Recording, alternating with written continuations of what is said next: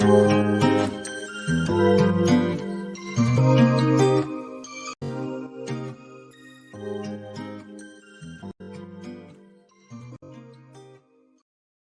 नमस्कार। आज मैं फिर आपके सामने एक नया वीडियो लेकर उपस्थित हूँ।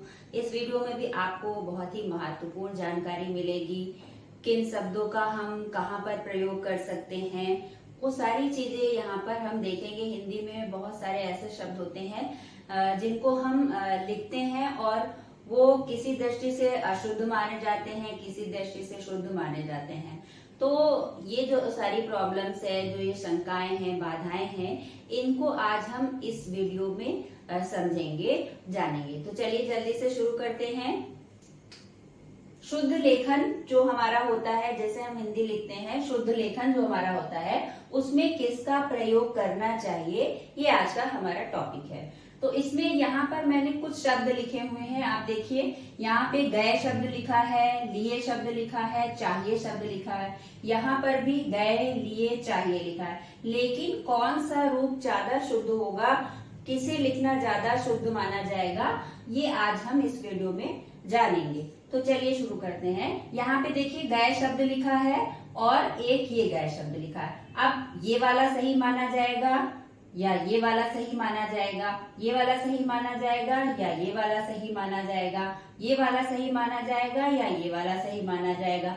इसमें ज्यादातर डाउट्स होते हैं, तो इसको आज हम क्लियर करेंगे।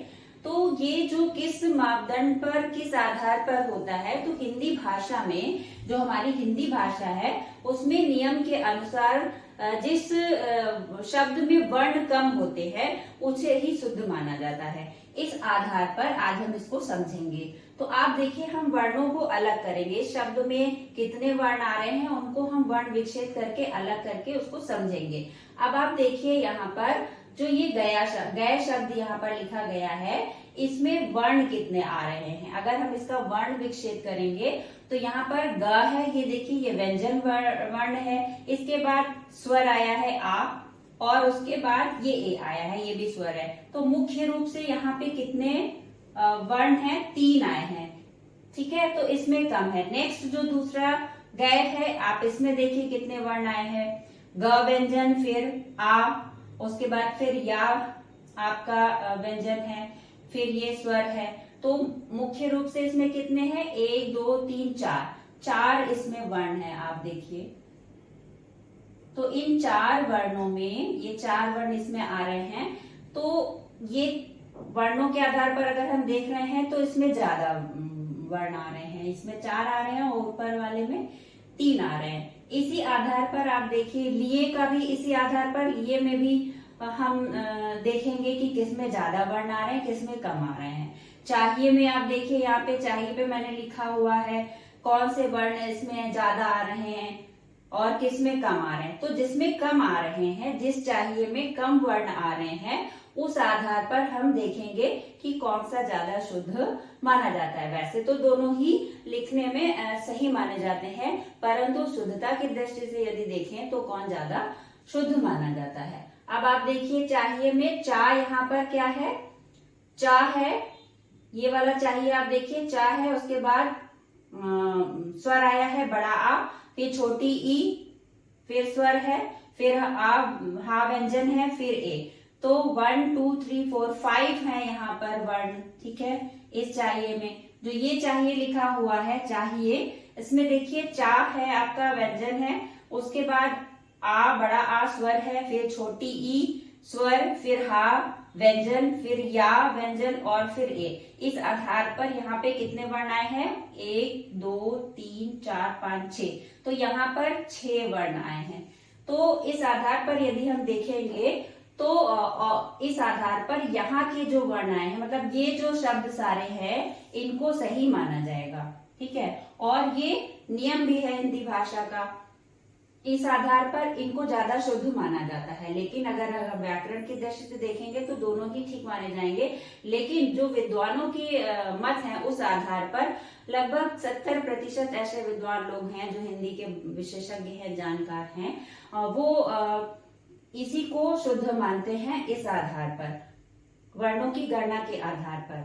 और जो 30% होंगे वो इन्हें मानते हैं। तो दोनों ही तरह के विचारधारा है और दोनों को ही सही माना जाता है, परंतु यदि शुद्धता वर्णों के आधार पर देखें, किसी भाषा का जो एक गुण है उस आधार पर हम देखेंगे, तो भाषा में एक हिंदी भाषा के नियम के अनुसार जो ज्यादा कम वर्णों में यूज होते हैं, यानी जो शब्द हैं जिनमें कम वर्णों का प्रयोग किया जा रहा है, उन्हें ही शुद्ध माना जाता है। तो इस आधार पर ये शुद्ध माने जाते हैं।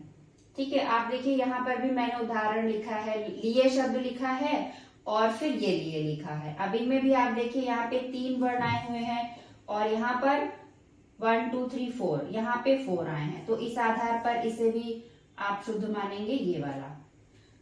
अच्छा, अब क्रियाओं में भी जैसे क्रियाएं होती हैं उसमें भी रूप बदलते रहते हैं। जो क्रियाएं होती हैं उसमें वचन के आधार पर रूप बदल जाते हैं, स्त्रीलिंग पुल्लिंग के आधार पर। अब लिंग परिवर्तन के आधार पर यहाँ पे हम समझेंगे कुछ शब्दों में क्या चेंजेस, क्या परिवर्तन हो रहे हैं। यहाँ पर देखिए पुल्लिंग शब्द जो होंगे जिसमें लास्ट में छोटा आ और बड़ा आ आएगा, तो उसका हम जब वचन बदलेंगे तो वहां पर हम ए कर देते हैं। जैसे यहाँ पे लड़का शब्द है तो लड़के हो गया है। इसी तरह से मान लीजिए समोसा शब्द है तो समोसे हो जाएगा, समोसा। लास्ट में देखिए बड़ा आ रहा है और इसका हम बहुवचन करेंगे तो क्या हो जाएगा, समोसे। ठीक है, तो ये चेंजेस होते हैं। इसके बाद आप देखिए स्त्रीलिंग में भी कुछ ऐसे शब्द होते हैं जिनके अंत में छोटा आ और बड़ा आ आता है और छोटा ऊ बड़ा ऊ आता है। तो यहाँ पर क्या हो जाएगा, ए हो जाता है और इसको हम वास्तविक रूप में क्या करेंगे, इस तरह की ए की मात्रा लगा के ऊपर बिंदु लगा देते हैं।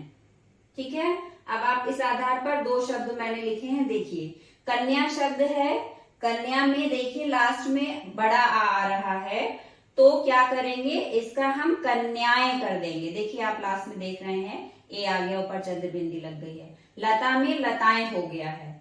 दूसरा ये है, यदि कोई स्त्रीलिंग है और अंत में उसकी छोटी ई और बड़ी ई है, तो उस आधार पर क्या करेंगे, ये यहाँ पर फिर ये ए नहीं लगेगा, या लगेगा और या में ऊपर चंद्र बिंदी लग जाएगी। जैसे राखी है तो राखियां हो जाएगा, रोटी है तो रोटियां हो जाएगा।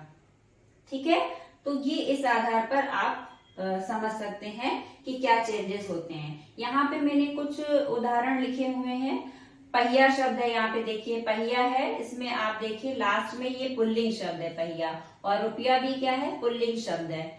अंत में बड़ा आ रहा है, तो इसका हम जब बहुवचन बनाएंगे तो पहिए हो जाएगा, रुपए हो जाएगा, ए लग रहा है इसमें।